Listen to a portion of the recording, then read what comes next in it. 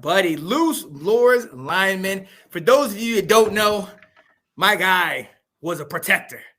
Okay, he took care of the quarterback. He opened holes for the running back. He knows what needs to be done. And after he was a player, my man came back to coach, still being a part of it. Okay, and don't let him fool you over here. I know he's calm right now, but this man coaches on a daily because he's like me. All right, he's always looking for opportunity to coach, watch film, study stuff. That's why I like this guy, man. That's why I like him. Alex, let's go right into it. Let's talk about the position that you absolutely love the most and the position that I loved as a running back, the O-line. Yeah. Let's go. Draft analysis. We're going to look at the top interior linemen. Talk to me, man. And first, before we get to the actual guys, what is it that makes a good interior O-lineman? Interior lineman's a lot more physicality. These guys got to be nasty. They got to be gritty. You got to be able to, like, the interior defensive line, those are some big boys. You got to be able to manhandle those guys, move them around. You got to be sneaky athletic, too. Because a lot of these offenses, they like to pull those outside zones. You got to be able to move. You got to be able to have that really good footwork, be able to quickly move and reach out to guys and kind of get them moving sideline to sideline. And, it takes a special breed to play on the interior. Oh, yeah. Because you're right in the trenches. And I mean, deep in the muck, your fingers are going into the mud. Oh, yeah. And it's a lot of unsung heroes. You know, you might hear about a guy coming out, pulling. He's agile. He's a meat grinder, yada, yada. But we know the tackles, that especially the left tackle, is the prominent position. That's the big mini one in the NFL. But in college and in the NFL as well, that interior guy sometimes gets forgotten. But we need it. Yep. We need it. So let's dive right into it. Top interior O-lineman. Who's at the top of your list? How does your list look? Who should we look out for? So like I said, when we were talking the tackles, if we're including Peter Skronsky and Paris Johnson Jr. because they both have the ability to play guard, and Skronsky's maybe a little more built for guard, they'd be 1 and 2 for me. I do expect them both to be drafted as tackle, though, so I kept them off my top 5 here. So number 1 for me is Osiris Torrance, the guard from Florida. Oh yeah. He is nasty, man. And moves very well, solid punch, doesn't lose that grip, and he will maul you. He'll drive you, he'll plant you in the ground. I love watching his tape. He was a guy that I didn't know too much about, so he was kind of like a second, maybe third round talent for me. And then I watched him right before the Senior Bowl. And I was like, okay, maybe he's like kind of sneaking into the first round. And then he put on a show at the Senior Bowl. He was planting guys in the dirt. He was locking down pass pro. He was just solid all across the board. So now he might sneak into the top 10. I've got him just outside the top 10. But from a guy that was kind of second, third round and now potentially top 10 just based on what some of these teams are taking. He's had a heck of an offseason here. Performed well. Like I said, at the Senior Bowl. He's not small either. No, he is a massive human being. Right. And like I said, moves very well for his size. Very underrated athleticism. There's a lot of teams that should be looking at this guy, and early. Number 2 for me is a guy we talked about last week. It's Cody Mock from North Dakota State. My guy. Yes. And the reason I have him on this list is, again, at the Senior Bowl, he played well at all 5 spots, including the center. Played well at both tackles, both guards, and in the middle at center. Pass one-on-ones did very well. The run blocking drills, again, phenomenal. This guy's made himself a ton of money this offseason as well, because he was a guy maybe a day 2, so around 2 or 3, but more than likely day 3. And now he's a guy that might slip into the end of round 1 or is very early round 2. So this guy's and he looks like a guard. If you go look at his picture and the front teeth missing and everything, he is your typical guard. Like he looks the part. So I love for him to move into guard at the next level. But again, he's a guy that played solid at all 5 spots. So who knows where he'll really end up. Could you see so let me stop right there real quick. Could you see a team that I don't know maybe has a 16th pick? Is that too soon to go after? Because I love him, man. I love that guy. I mean, could we get him at 16 and help our inside? Man, we need a guard. You absolutely could, and especially if that run on offensive line starts to happen, like it very well could.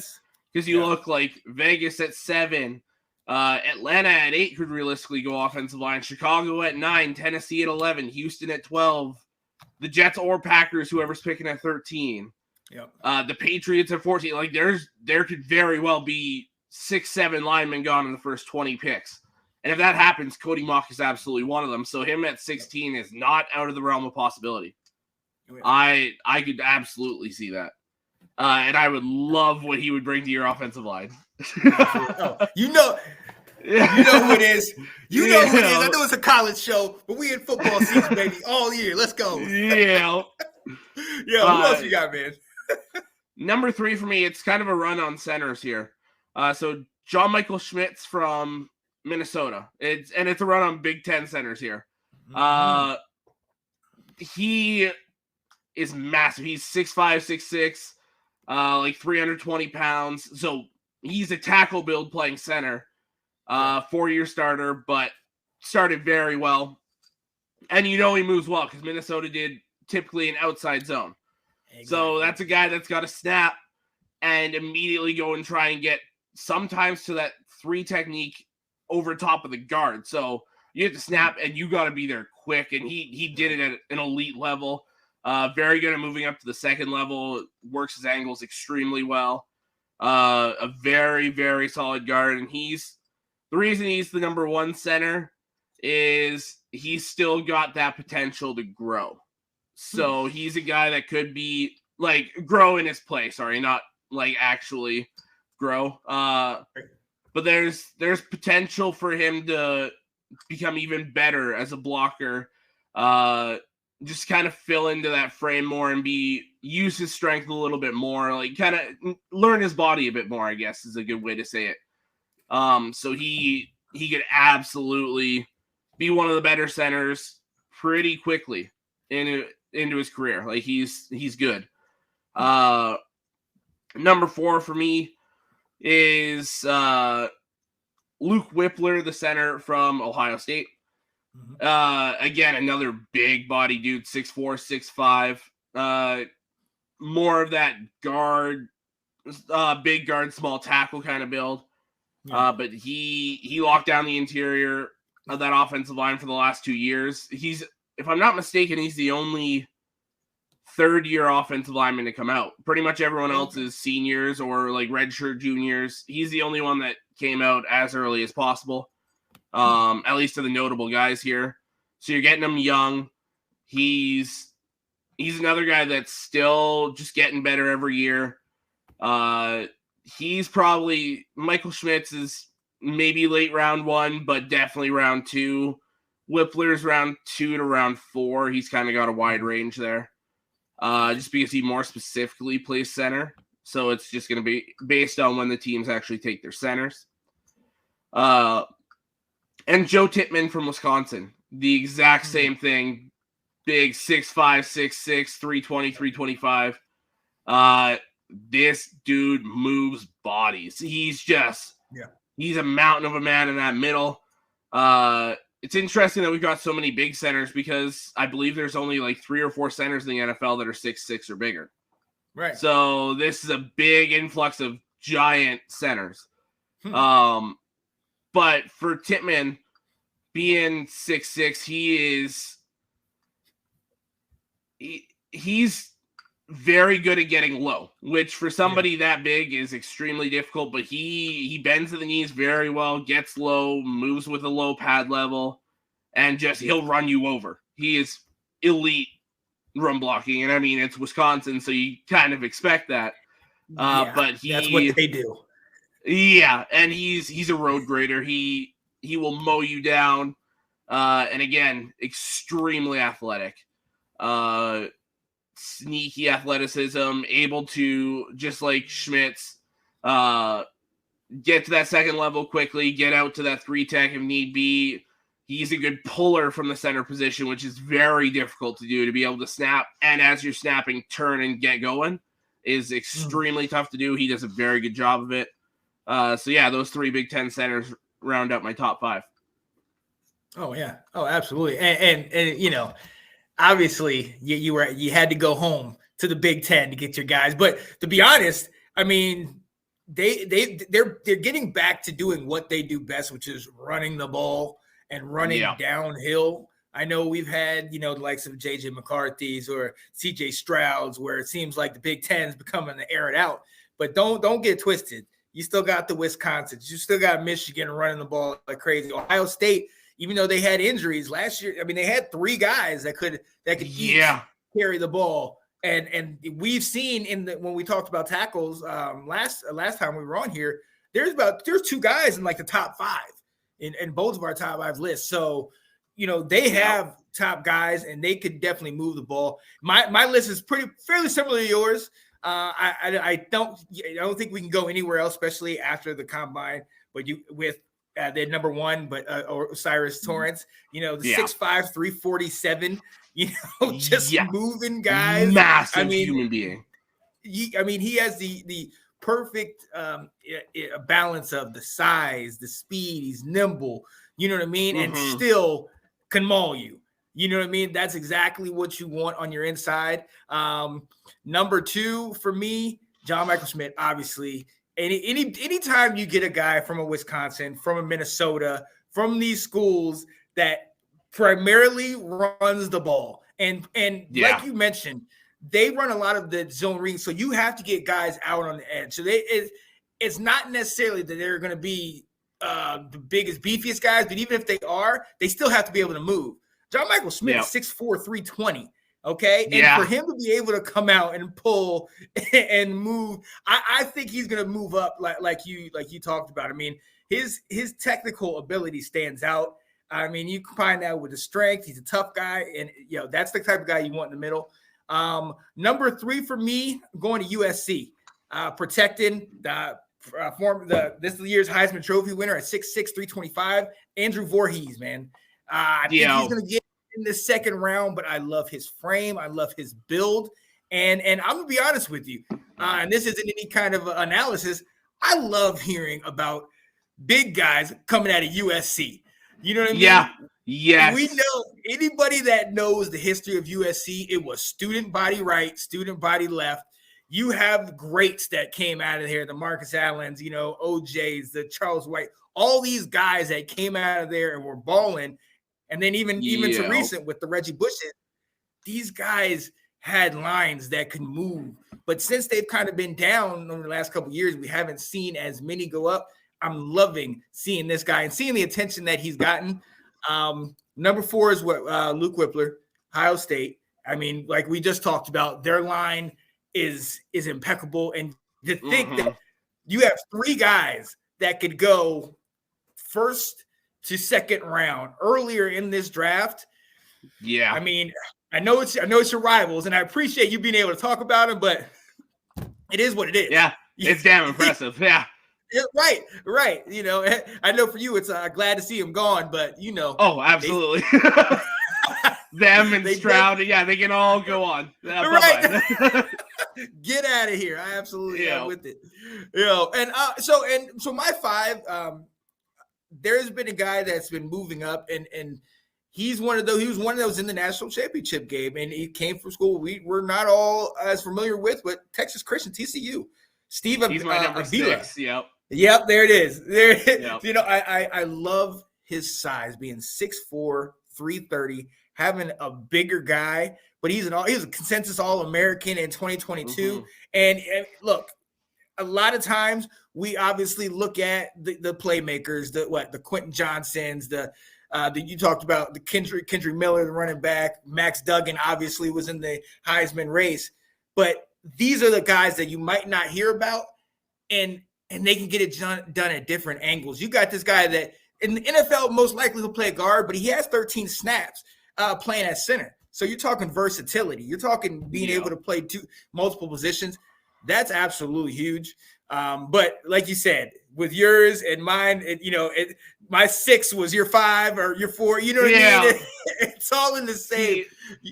And Andrew Voorhees was in my top 5 until he tore his ACL at the combine. Yeah. That's what slid him out. And then he still went out after tearing his ACL and did like 35 reps on the bench press. Like, it was just insane. And see, absolutely insane. So before last year, as soon as I would have seen that, I'm cutting them. I'm done. It's going to take too long to get him. Obviously, their draft stock was going to drop. We had a guy, came from you guys, went to the Ravens, David Ajobo. We saw what happened to him, where he got hurt, and they still took the chance on him.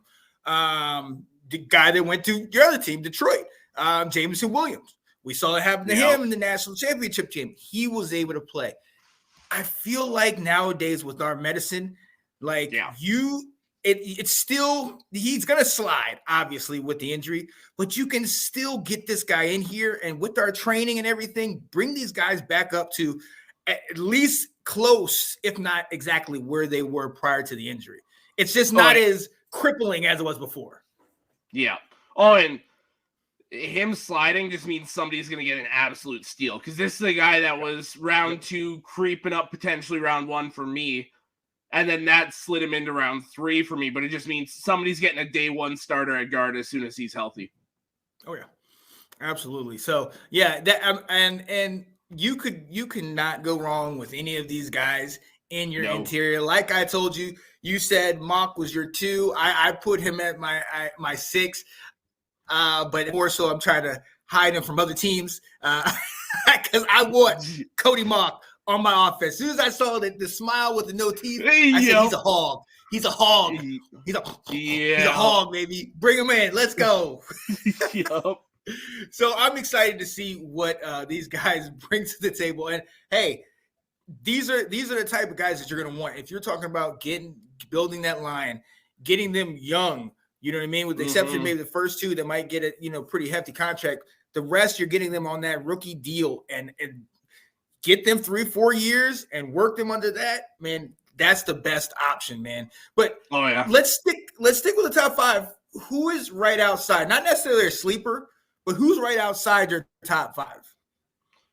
So yeah, for me, Steve Avila was 6. Andrew Voorhees was 7, and for me, Olu Oluwatimi, the center from Michigan, was 8. So that's what I was surprised you didn't say earlier. Yeah. So he was the best center in college football last year. Right. He won the Remington Award for the best center, and the I believe it's the Outland Trophy for the best overall interior lineman, both offense and defense. What slides him down a bit for me is, and I get really nitpicky with him because I watched obviously a lot of tape on him this year. Sometimes he tends to lose his grip a little bit on the interior, and he doesn't always have that lower body strength he needs to move those guys. So he's going to get on the block and kind of be in the way, but he doesn't necessarily always get to the next step of it like Michael Schmitz and Whippler and those guys, where they'll drive him back and run him over. He's still a solid potential starter in the NFL, but he doesn't have that next level of violence like those guys do. He's got all the technique and the talent in the world. It's just he's got to get a little bit bigger, a little bit stronger, and then he'll be great. Gotcha. Yeah. But see, so he has room to grow. Absolutely. Yeah. And another thing that knocks him down is he's a 6-year guy, so he's a bit older. So typically the younger guys that are at that level go earlier. So Oluwatimi will go round 3, round 4, round 5. But it's a guy that'll have a chance to compete for a starting job depending on where he goes. Yeah. I can dig it. Yeah, Oluwatimi, Avila. Yeah, so that's interesting. For me, it was along those lines. That was somebody I was interested. Obviously, I told you my guy Cody Mock at 6. But yeah, they were still right in there. And it's still one of those guys that I'm keeping an eye on. Maybe I won't go in the first round to get, but I'm definitely keeping an eye on saying, okay, if they're still there when we come back around, let's potentially take a shot on one of these guys. Absolutely, yeah. So, all right, ladies and gentlemen, we're going to take a quick little breather and come back to you on the other side, talking about actually just put up sleeper. I don't know why I put that up, but on the other side to actually talk about our sleeper offensive lineman.